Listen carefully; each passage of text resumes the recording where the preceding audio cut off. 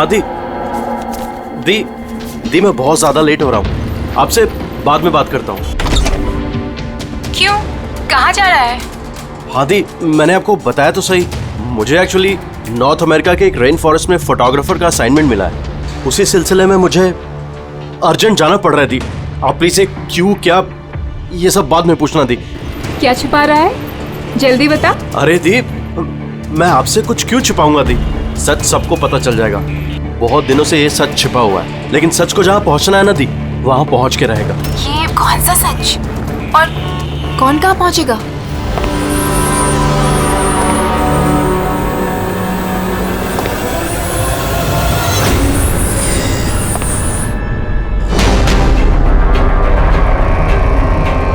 माया दी, मेरे पास बिल्कुल टाइम नहीं है। एक्चुअली मुझे लग रहा है कोई है यहाँ पे। बहुत कुछ हुआ है दी, बहुत कुछ हुआ है, लेकिन मैंने वही किया जो मुझे सही लगा। केतन, साफ साफ बात कर, क्या हुआ है? इस वक्त मेरे स्टूडियो में कौन आ सकता है? ये दरवाजा खोल। दीप, कोई दरवाजा खोल रहा है दीप। केतन, जल्दी खोल वरना। कौन है? हेलो, क्या हुआ? खुलता है कि नहीं? हेलो केतन भाई। देखो, आगे मत बढ़ो। कहाँ है वो फोटो? मैंने क्या किया है तुमने? बोलो। केतन, केतन, बोल। मैंने कुछ नहीं किया। बोल दे, नहीं तो मरेगा तू। प्लीज आगे मत बढ़ो। फोटो कहाँ है? हेलो, जल्दी बोल दे, बता दे। बता दे, नहीं मैंने तो कुछ नहीं मरेगा किया। तू आज। देखो, मैंने कुछ नहीं किया। तो बैठेगा आगे मत बढ़ो। बता।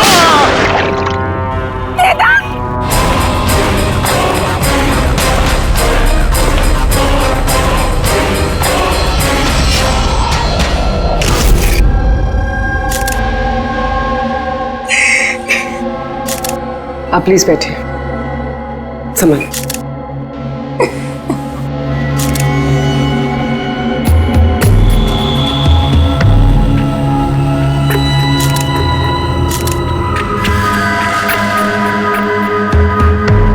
ये क्या?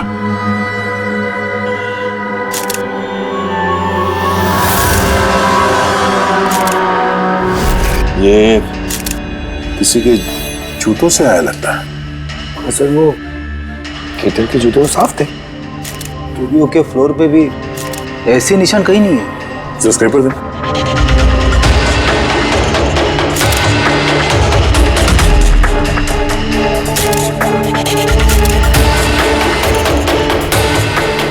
तो मिट्टी या कीचड़ तो नहीं लगता,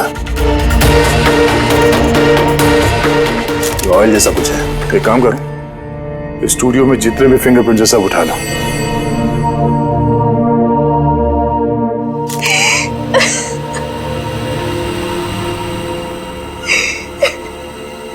हाँ जी, हम जानते हैं कि ये समय ठीक नहीं है पूछताछ करने के लिए, पर फिर भी आपको परेशान कर रहे हैं। जरा ठीक से याद करके बताइए, आपने ये पूरा हादसा फोन पे सुना था, तो केतन और उस दूसरे आदमी के बीच में क्या बात हुई थी?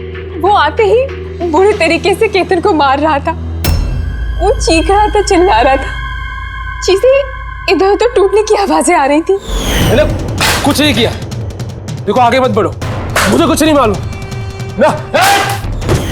हाँ, वो कुछ फोटोज के बारे में बातें कर रहा था। सर, ये माया जो कह रही है कि केतन का खून उस वजह से हुआ है, एक एविडेंस की वजह से। एविडेंस क्या वो फोटोग्राफ था? सर, केतन ने किसी कपल की इंफॉर्मेशन लिख के रखी है सर, ये देखिए, कोई मनन और शामली है, जू से। सर, सर ये देखिए, कैलेंडर पर 14 अप्रैल 2018 ये डेट मार्क की है, द एनिवर्सरी। अरे ये तो आज की डेट है। इसका मतलब है आज के दिन कुछ होने वाला था जिसके बारे में केतन जानता था। उसका मोबाइल फोन चेक करो, देखो आखिरी बार किससे बात हुई थी उसकी।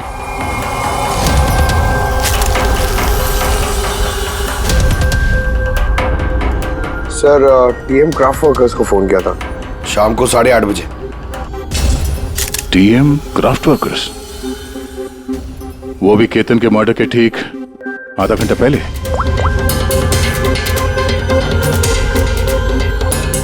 Hello, TM craft workers. जी बोलिए। हाँ, केतन ने आपको फोन किया था। किस लिए फोन किया था? आप कौन? मैं उसका दोस्त बोल रहा हूँ। हाँ, उनका फोन तो आया था। ये पूछने के लिए फोन किया था कि उनका गिफ्ट टाइम से डिलीवर किया कि नहीं। गिफ्ट्स? कौन सा गिफ्ट? एक फोटो फ्रेम था मनन और शामली के लिए। उनकी 25th वेडिंग एनिवर्सरी थी, तो उनको फोटो फ्रेम बना के डिलीवरी करना था। मनन और शामली, उनका घर का एड्रेस मिल सकता है? अर्जेंट है।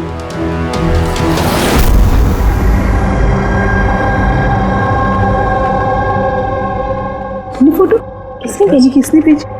केतन? ये केतन कौन है? और इस तरह से हमारी फैमिली पिक्चर भेजने का क्या मतलब है? कैसे जानता है वो हमारी फैमिली को? अरे किसी ने कोई मजाक किया होगा। ये मजाक नहीं है। आप कौन? सीआईडी। सीआईडी? केतन नाम का एक मशहूर फोटोग्राफर था, उसका खून हो गया इस फोटो की वजह से। पर सर, एक फोटोग्राफ के चक्कर में कोई किसी का मर्डर क्यों करेगा? लेकिन सर, हम तो किसी केतन को जानते भी नहीं।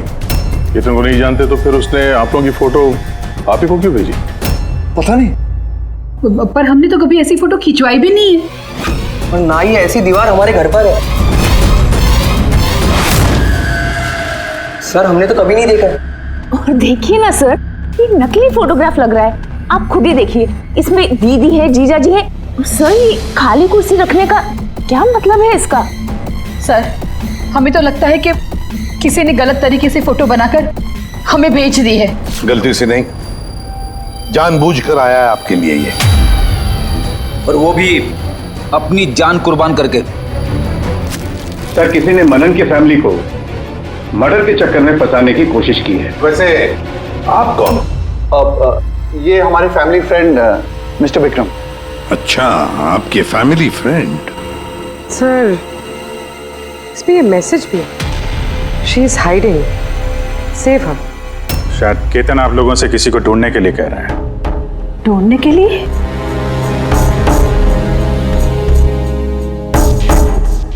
सर, ये फोटो तो मेरी बेटी रिया जैसी लग रही है। सर, पता नहीं किसका हाथ पकड़ कर खड़ी है। देखो ना, ये हमारी बेटी जैसी ही लग रही है। ये रिया नहीं है। ये रिया नहीं है। ये येलो कलर की ड्रेस मेरी रिया नहीं पहनी थी जब वो गायब हुई। लगता है केतन रिया को ढूंढने के लिए कह रहा है। ये रिया है, देखो ना। ये रिया नहीं है। एक मिनट, कब से गायब है आपकी बेटी रिया? 12 साल। 12 साल? सर, ये 12 साल के बाद कोई किसी की इंफॉर्मेशन क्यों देगा? रिया, 12 साल से रिया गायब है। कोई ना कोई वजह तो जरूर होगी ये फोटो भेजने की। सर, कोई वजह नहीं है, ये सिर्फ एक कोइंसिडेंस है। अब 12 साल के बाद अचानक कहां से रिया की इंफॉर्मेशन मिल गई उसे? सर देखिए, ये रिया हो ही नहीं सकती। रिया की मौत 12 साल पहले हो चुकी है। ये रिया कैसे हो सकती है? ये रिया ही है। मैंने देखो ना, ये हमारी बेटी रिया ही है। फ्रॉक के पीछे पड़ी है। रिया ही। संभालिए अपने आप को। देखो तुम। अरे जाओ जल्दी।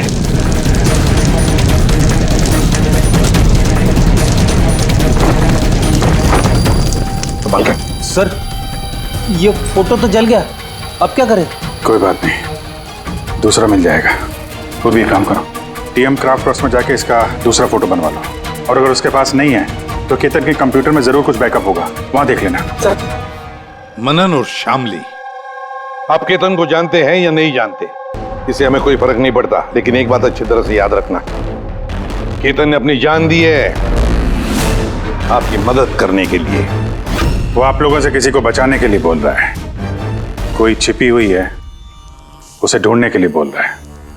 और वो कौन है और कहां छुपी है वो तो हम ढूंढ ही लेंगे। एक बात अच्छी तरह से याद रखना, जितने भी लोग यहां पर हैं तुम से कोई भी ये शहर छोड़कर नहीं जाएगा जब तक हमारी तहकीकात पूरी नहीं होती। हमें तुम सब पर शक है, सब पर।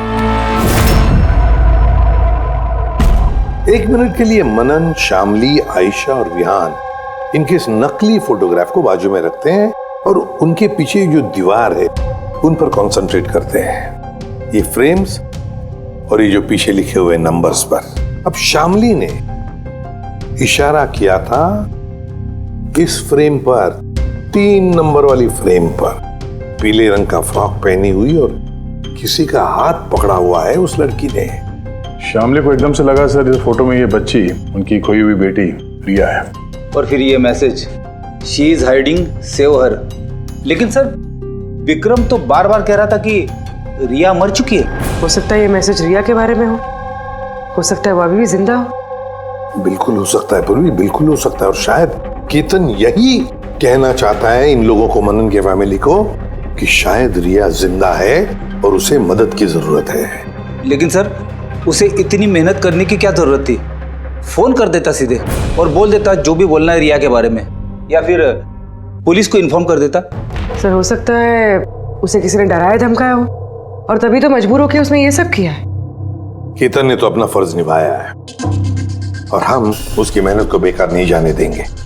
पूर्वी एक काम करो, ये पूरा का पूरा फोटोग्राफ किसी अच्छे फोटो लैब में लेकर जाओ और ये पीछे टंगी हुई ये जो छोटी छोटी फ्रेम्स है ना, उनको अच्छी तरह से चेक करो।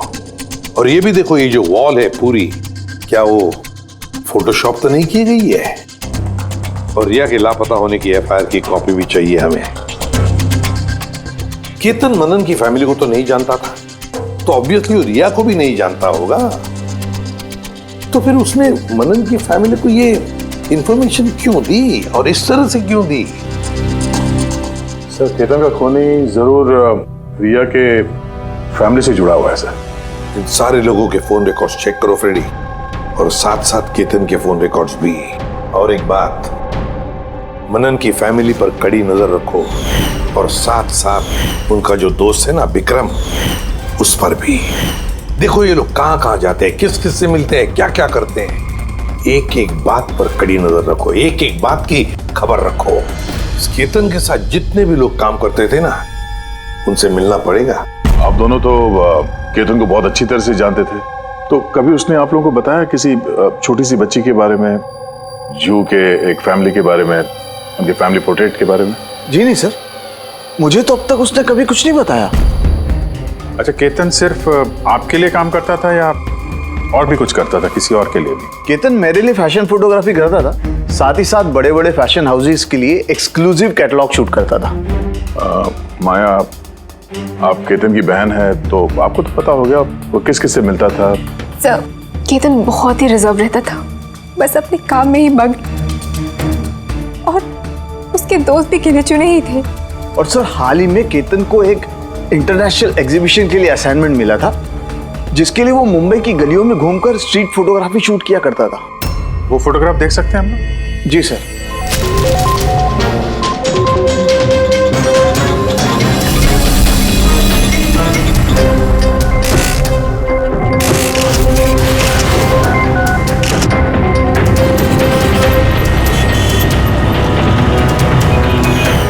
इतना अच्छा पोर्टफोलियो बनाया था सर, एग्जीबिशन में सबमिट ही नहीं किया। बहुत परेशान हो गया था वो।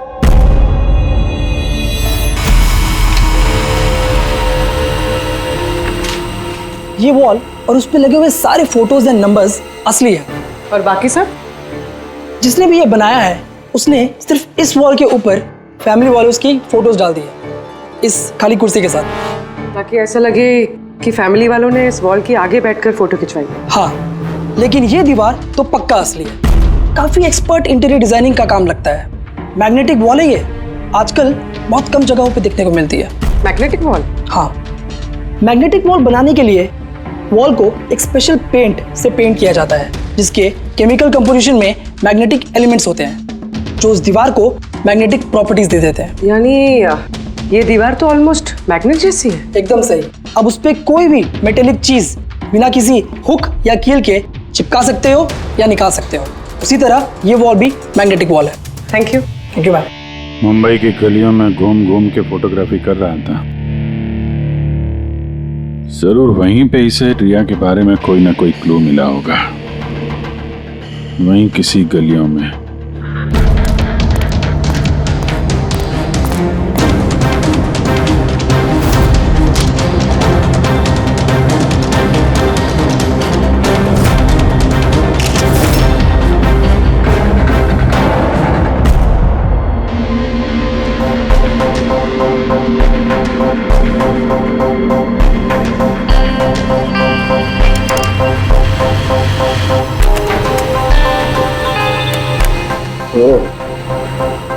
ये बात है।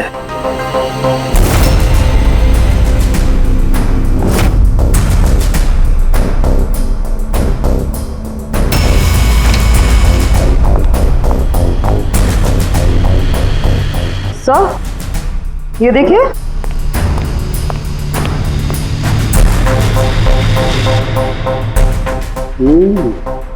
Good job Tarika. Thank you. Full sound के क्या मिला? बॉस, एक खास चीज मिली है। दया, तुम्हें याद है तुमने मुझे कुछ चिकना सा पदार्थ ला करके दिया था जो तुम्हें क्राइम स्पॉट पे से मिला था, याद है? सर ये वहाँ क्राइम सीन पर मिला। ये मिट्टी या डामर तो नहीं लगता, शायद कोई ऑयल या ग्रीस हो सकता है। तुम बिल्कुल सही सोच रहे थे दया, वो ग्रीस ही है। बॉस, मुझे उस पदार्थ में ग्रीस के ट्रेसेस मिले और ये ग्रीस इतनी पुरानी है कि अब तो अपना केमिकल कंपोजिशन भी बदलने लगी। एक मिनट साहब के पुराने मतलब कितने पुराने हैं? मतलब बॉस, जिस जगह से ये ग्रीस के धब्बे मिले हैं वो जगह काफी पहले बंद हो चुकी होगी।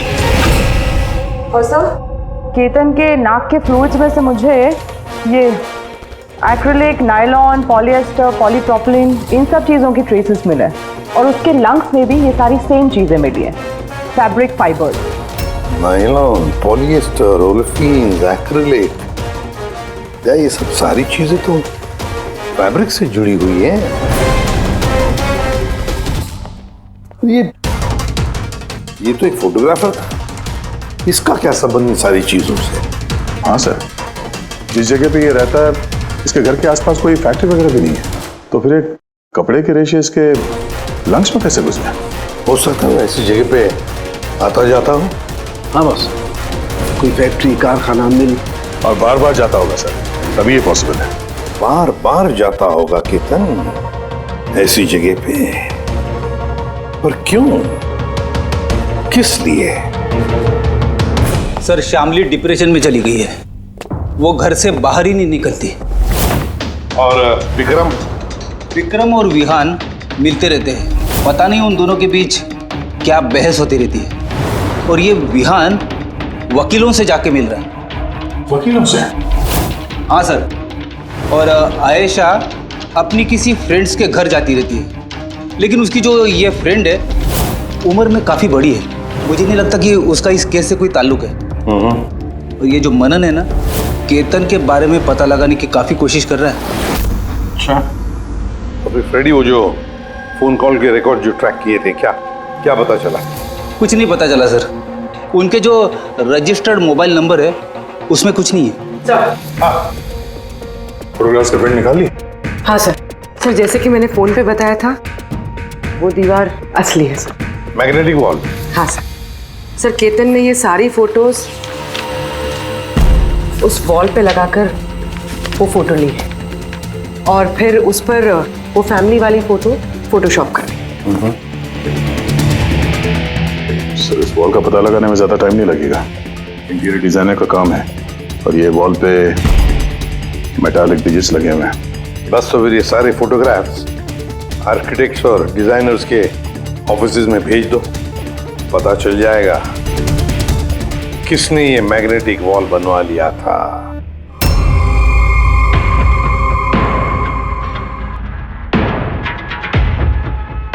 अब ये जो फैमिली बैठी हुई है, इनके पीछे जो दीवार है वो आपने बनाई है क्या? सर, एक एनआरआई इंटीरियर डिजाइनर है, वो अपने बोल्ड और क्रिएटिव डिजाइन को लेकर काफी फेमस है, हो सकता है उसी ने वो बनाई हो। ऑफ कोर्स ये मेरे ही डिजाइन्स है, मैजिक लाइफ एड लैब्स के लिए डिजाइन की थी मैंने। इट्स अ मैग्नेटिक वॉल, ये सारे नंबर्स मैग्नेटिक मटेरियल के हैं जिसे बिना कोई हुक या कील के लगा भी सकते हैं और निकाल भी सकते हैं।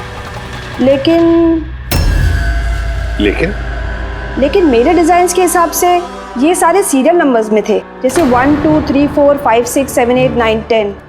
हाँ मगर मैम इसमें तो नंबर्स 1 3 2 0 6 7 8 9 ये ऐसे कैसे? हाँ? सर शायद केतन ने किया, लेकिन उसने इस वॉल की फोटो क्यों ली? ये तो अब मैजिक लाइफ एड लैब वाले ही बताएंगे। सर यही है वो वॉल जिसकी आपने हमें फोटो दिखाई थी? हाँ सर, और वॉल पे फोटोज के जो एक्चुअल नंबर थे वो ये थे सर। फोटोज में जो भी चेंजेस थे वो केतन ने किए थे सर। केतन, ये नंबर्स तो ऑर्डर में थे ना, फिर तुमने सिर्फ 3206 को चेंज कर उसके नीचे स्पेसिफिक फोटोज क्यों लगाई है? कुछ नहीं, वो पजल्स बना रहा, नंबर्स और फ्रेम्स को मिला के एक इंटरनेशनल एग्जीबिशन है उसी के लिए।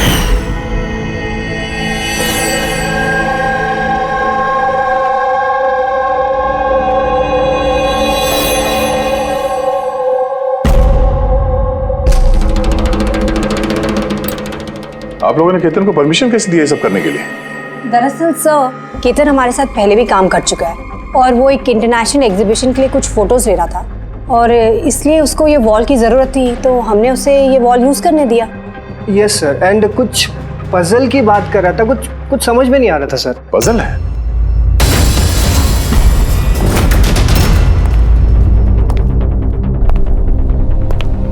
नंबर्स में पजल? उस पोर्ट्रेट में 3206 था और उसके नीचे जो फोटोग्राफ्स हैं, कहीं वो फोटोग्राफ्स ही पजल तो नहीं?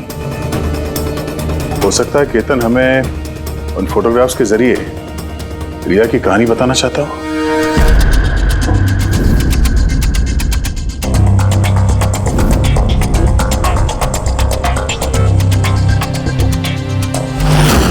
रिया गायब कब हो गई थी? कब गायब हो गई थी? रिया की मिसिंग की एफआईआर है ना? हाँ सर। सर उसका इस केस से क्या कनेक्शन? वो केस तो सर बहुत साल पहले बंद हो चुका है, पता नहीं क्यों गया। ऐसे लगता है कि रिया की इस एफआईआर से शायद हमारी केस सॉल्व करने में कुछ मिल जाए। FIR 8221 Mumbai IPS. एफआईआर का डेट देखो दया, ये देखो 3206 2006। मतलब ये डेट है? बिल्कुल सही, 3206 3 फरवरी 2006। दीदी हौसला रखिए। पता नहीं मेरी बेटी किस हाल में होगी। आप लोग मजाक तो नहीं कर रहे? आप वाकई में मेरी बेटी को ढूंढेंगे? वो एक्चुअली जिंदा है क्या? आपकी बेटी जिंदा है, ये सुनकर आपको खुश होना चाहिए, और आप हमसे ऐसे बात कर रहे हैं? डैड, मेरी बहन रिया जिंदा है। सर कहाँ है वो? देखिए, हम बहुत नजदीक हैं रिया का पता लगाने के, इसलिए आप लोगों को जो कुछ भी पता है हमें बताइए। आखिरी बार आप लोगों ने उसे कब देखा था, क्या हुआ था उसके साथ, और एग्जैक्टली गायब हुई कैसे वो? लेकिन सर इन 4 फोटोज का क्या मतलब है? केतन जरूर हमें रिया के बारे में कुछ बताने की कोशिश कर रहा था। देखो ना फोटोग्राफ्स को, ये 3 नंबर का फोटो देखो, इसमें एक छोटी बच्ची रो रही है, किसी बड़े आदमी का हाथ पकड़ के जा रही है। फोटो नंबर 2 में रिया थोड़ी बड़ी हो चुकी है, ऐसे जाली के पीछे जैसे उसे किसी ने उस जाली के अंदर कैद करके रखा है। ये तीसरा फोटो, इसमें भी ऐसे लग रहा है कि इसे बंदी बना कर रखा गया है। और सर इस आखिरी फोटो में कोई उसे गले लगा रहा है और पीठ पे खंजर मारने जा रहा है। सर ऐसा लगता है कि केतन इन फोटोग्राफ के जरिए रिया की कहानी बता रहा है। एग्जैक्टली। देखो रिया बचपन में किडनैप हो जाती है, फिर वो बंदी बनाई जाती है, और फिर जब वो 18 साल की हो गई तो उसे इन जंजीरों में जकड़ के रखा था। और फिर उसे कोई मिल गया जिसने उसे मारने का प्लान बनाया। कोई ऐसा जिस पर रिया विश्वास करती है? मतलब सर केतन ने जानबूझ के मॉडल्स की ऐसे फोटो बनाई है ताकि सच को सामने लाया जा सके। इसलिए उसने केतन को रास्ते से हटा दिया। रिया बाकी बच्चों की तरह नॉर्मल नहीं थी। उसका दिमाग उसकी उम्र के बच्चों के कंपैरिजन में बहुत ही कमजोर था, इसीलिए उसे लगातार दवाइयों की जरूरत पड़ती थी। अगर वो दवाइयां नहीं लेती थी तो उसका दिमाग कंट्रोल में नहीं रहता था। वो कुछ भी कर सकती थी, वो अपने आप को चोट पहुंचा सकती है, वो अपने आप को मार भी सकती है। तो ये रिया गायब कहाँ से हुई? हमने उसे स्पेशल बच्चों की स्कूल में डाला था, वहीं से वो गायब हुई है। तो फिर उसके बाद आप लोगों को कोई फोन आया पैसों के लिए या किसी और चीज के लिए? नहीं, कुछ नहीं। हाँ, पर बाद में हमें पता चला कि हॉस्पिटल में से उसकी मेडिकल फाइल गायब हो गई थी। फाइल गायब हो गई? कोई भला ऐसा क्यों करेगा? वो भी ऐसी लड़की की जिसकी दिमागी हालत इतनी नाजुक है। वही तो मैं कह रहा हूं। अरे जिसकी दिमागी हालत इतनी नाजुक हो, वो लड़की 12 साल कैसे जिंदा रह सकती है? अरे मुसीबत थी वो।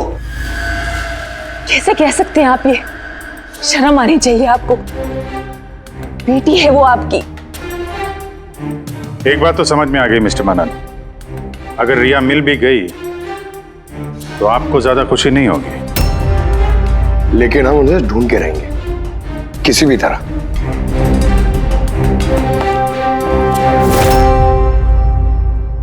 दया, इस फोटो को गौर से देखो। देखो रिया बड़ी हो गई है, 18 साल की हो गई है, लेकिन उसके पैरों में जंजीर जकड़े हैं। सर ये पीछे ये खिड़की कारपेट दिख रहा है पीछे।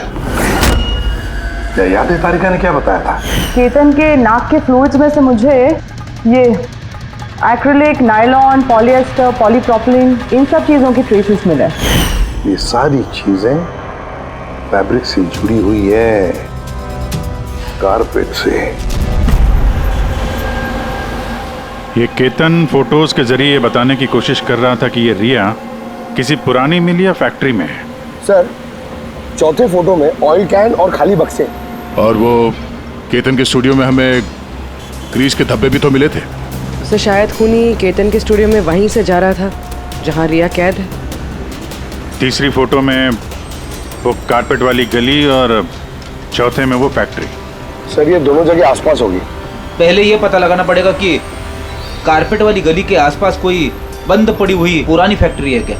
जो भी करना है जल्दी करना पड़ेगा बॉस, क्योंकि हमारे मनन के घर जाने के बाद खूनी खुद सामने नहीं आएगा। शायद किसी से वो काम करवाएगा।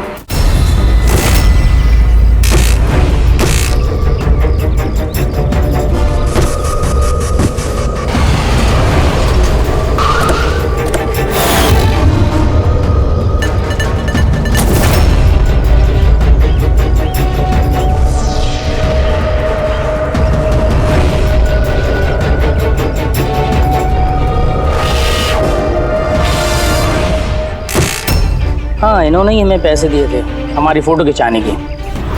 2 दिन के लिए आए थे, तीसरे दिन भी दिखे थे, लेकिन वो शायद किसी का पीछा कर रहा था।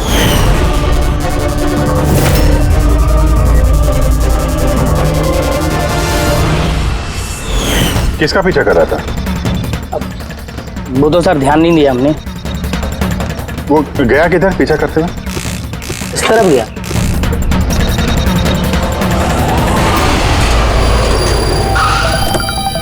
हाँ, पहुंच गया हूं मैं, फिक्र मत करो, जिंदा नहीं बचेगी वो।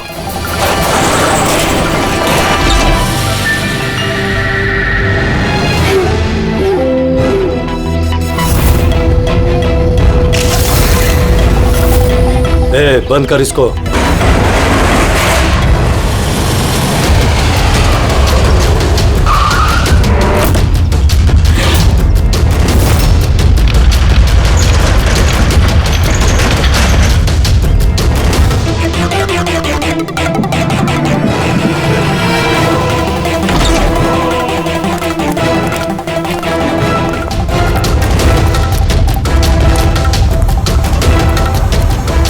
मजबूरी है, बच्ची को खत्म करना पड़ेगा।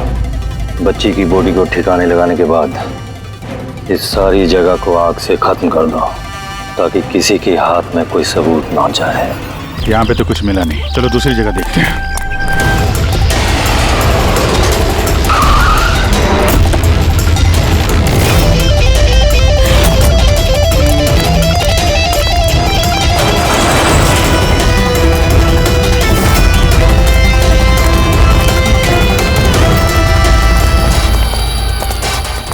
रिया, रिया, तुम्हारे मम्मी पापा के पास ले जाने आए। चलो। रुक जाओ।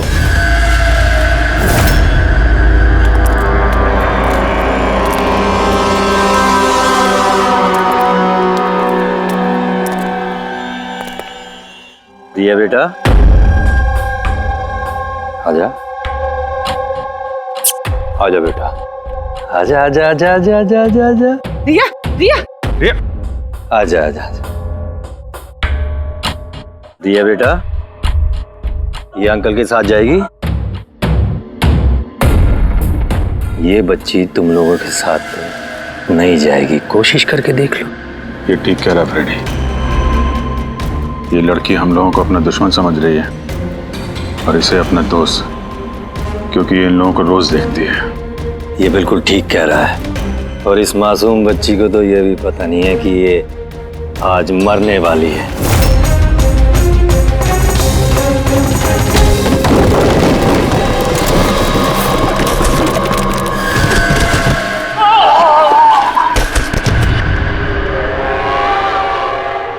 कौन हो तुम लोग? किसने भेजा तुम्हें? ये तुम्हें कभी पता नहीं चलेगा।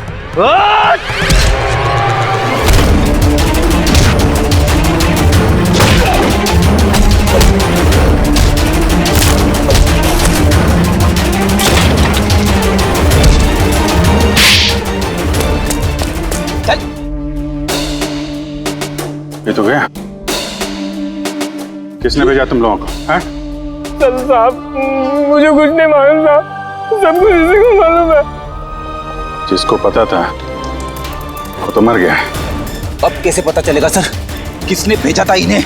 रिया तो बेचारी इतनी डरी हुई है, कुछ बोल भी नहीं सकती। रिया बोल नहीं सकती, मगर पहचान तो सकती है। मतलब रिया ने इस खूनी को पहचाना। क्यों? क्योंकि उसे हर रोज मिलती थी, उसे हमेशा देखती थी, उसे लगता था कि ये उसका अपना कोई है और इसीलिए उसके साथ जाने के लिए राजी हो गई। तो फिर रिया उसे भी पहचान लेगी जिसने 12 सालों से उसको यहाँ पे कैद करके रखा है, जो उससे हर रोज बात करता है और जिसने इसे मारने के लिए इन लोगों को यहाँ पे भेजा था। अब रिया बताएगी ये असली गुनहगार कौन है। रिया, जाओ रिया। अच्छा मेरी बच्ची, आ बेटा।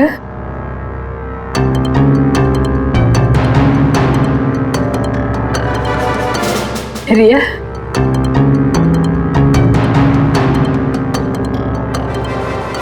आजा मेरी बच्ची, अपनी माँ के पास आजा बेटा। आ बेटा, आ बेटा, आजा आजा मेरी बच्ची, आजा बेटा। रिया,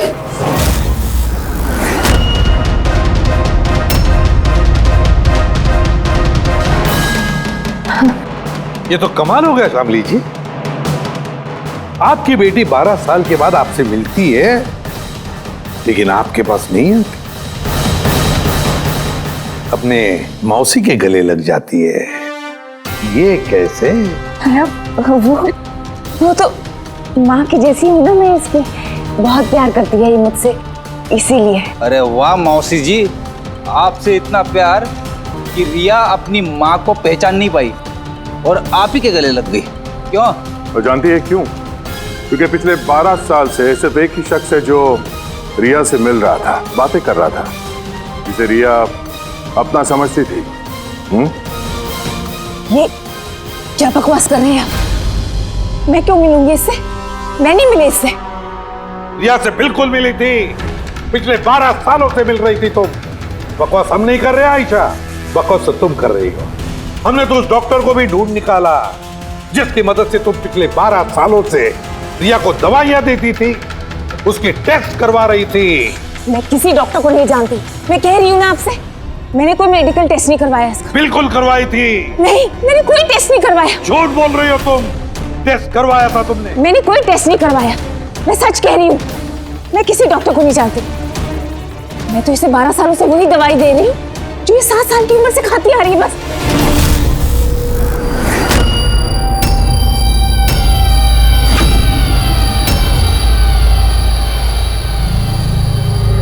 फंस गई ना?